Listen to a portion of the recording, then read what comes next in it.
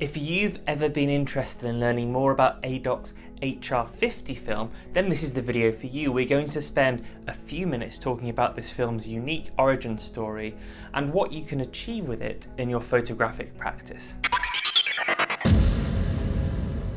Quick one before we get started: if you like film photography and want to see more videos like this one, film reviews, tips and tricks, that kind of thing, then please do make sure you're subscribed to our channel and notifications are turned on. Thank you so much. Adox as a photographic brand started in 1860. Now recently we were talking about Foma being a brand reaching its 100th year, and this blows that out the water. 160 years old this year. And this means that when they bring a film to market, it's really worth paying attention. They announced HR50 in 2018, 2 years ago, around about the time of Photokina. And it had some intriguing elements to the announcement. They said that this film is based on a technical emulsion that wasn't fit for use in still photography, but they added some changes. They tweaked the chemistry with a speed boost technology, they called it, which allows it to be used in 35mm film cameras. Now, of course, they didn't say exactly what happened. They did release a beautiful graph, which you can see here. I can't pretend to understand it, but hopefully someone in the comments might spell out what log D and log T stand for. But from my simple understanding, I have gathered that it is flattening out the severe contrast that you were getting within the technical application of this film, and also speeding up the ISO so that it became an ISO 50 film rather than what was previously probably a 12 or even maybe a 6. I also love the idea that a speed boost would push a film up to ISO 50, which of course these days is actually relatively slow. So it's a black and white film, ISO 50. Now, what does all of this technical talk mean for you shooting the film? Well, you will notice that this film has a very different look to some of the black and white films we've talked about recently, XP2, Foma 200, things like that. It's very, very fine detail. It is slightly more contrasty and it renders a huge amount of detail.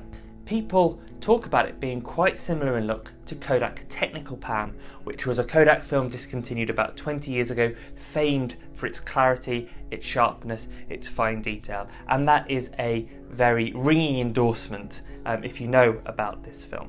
A couple of points for home developers. Number one, this film is based on a very strong, clear plastic base.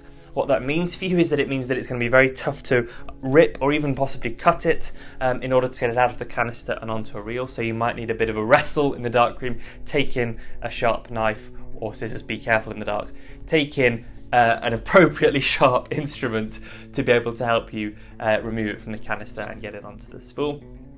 Second, there are certain developers that Adox say you shouldn't use with this film, including Kodak's D76. In fact, Adox say that you should use Adox developers, which might be a cunning marketing ploy, who knows. But there are some that they say, yep, you know what, these are fine even if they're not Adox, whereas there are some, including D76, which they shouldn't use. It is recommended for use in landscapes and cityscapes. You can use it for portraiture, but if you do, then Adox say you should use a specific developer called Adox HR that you can buy from Photo Impex in order to render the skin tones properly. So it's high detail, very fine, beautifully sharp, a little bit more contrast, a little bit more punch than XP2 or Let It Snow even than we've seen recently. So of course you can use it for those things described. Cityscapes on a bright wintry day is going to be absolutely gorgeous, really, really sharp lines, really lovely, beautiful hard shadows. However, I looked at it and I think personally, I am going to have a bit of fun with light painting with it. So light painting, for those of you who don't know, this is the perfect time of year and this may even be the perfect film for it.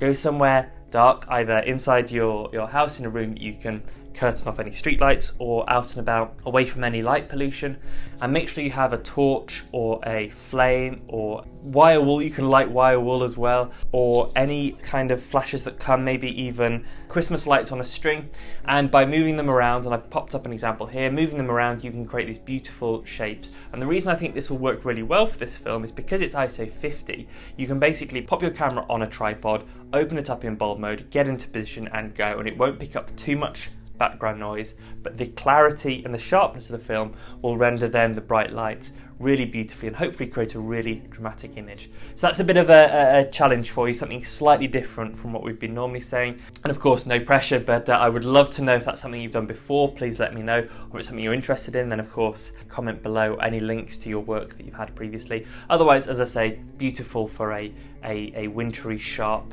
winter's walk in a city or around some beautiful buildings. If you're part of the Wonderbox subscriber, please let me know which of those goals you intend to use, what kind of shooting do you think you'll do, and also when you've shot it, whether you agree that it looks very different to Foma Pan 2 XP2 to Let It Snow. Do you feel that it has the really distinctive character that matches its very distinctive origin story? For everybody else as well, I'd love to know if you've shot it before. Please post any photos or links.